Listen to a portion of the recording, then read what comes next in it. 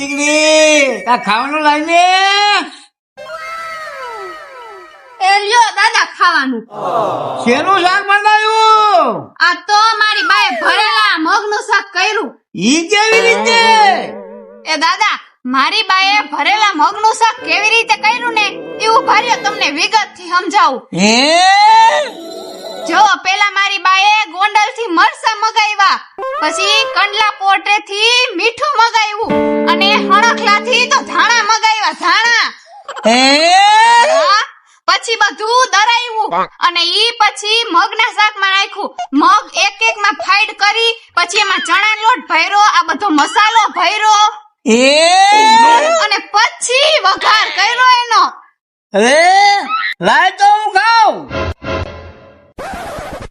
અરે આમાં તો ચણાનો લોટ લાગ્યો, તે તો મારા મગના કરી દીધા. અરે મેં તો તમારાય મગ ભરી દીધા. કોઈ દી ભરેલા મગનું શાક ખાતા હશે અને તમે કોઈ દી ખાધું હે? એ જો આ ડોહો બની ગયો.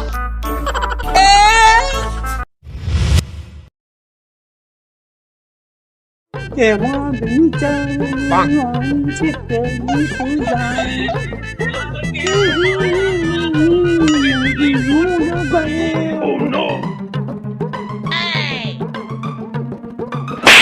ડોહાવ, હું ઉપડી આયલા હો ને અત્યારના ટ્રેન્ડિંગ માં ગીત ગાવું અને ડિસ્કો કરો હો.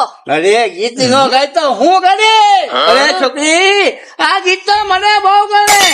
બાદની ઉડેલી ચકલિયું છું જાણે. અરે આ ગીત નો ગાતા નકર ઓલો ચકો આવશે ને તમારે ટાટિયાય હાજા નહીં રહેવા દે.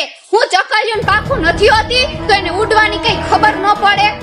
ઈ તો વાત તે સાચી કીધી. ચકો મારા ટાટિયા ભાંગી નાખે.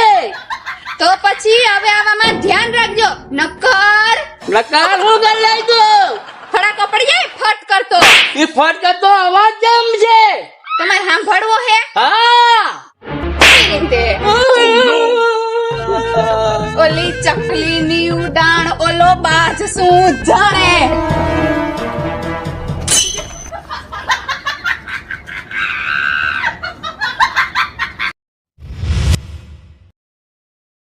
कि सजना है मुझे सजना के लिए सजना है सजना के लिए पानी पड़े तन पे तो शोला निकले. એ સીતારામ ડોહાને એ સીતારામ સીતારામ. શું કે ડોહા તબિયત પાણી? અરે તબિયત પાણી બહુ સારા. હાલે લે. આ શું? આ હેતો આ હે તો તમે કેમ પૂર્યો? આ મારી ભાઈની નો હેતો પૂરો. અરે એ ડોહા ગાંગડો થઈ ગયો કે શું? આ બાયડિયું પૂરે શેઠા તમે કેમ પૂર્યો? હવે મેં પૂરો હાલો ચાલુ કરી દીધું. આ ભાઈની કરી દીધું બંધ. આ જોહો ને આ બાબલો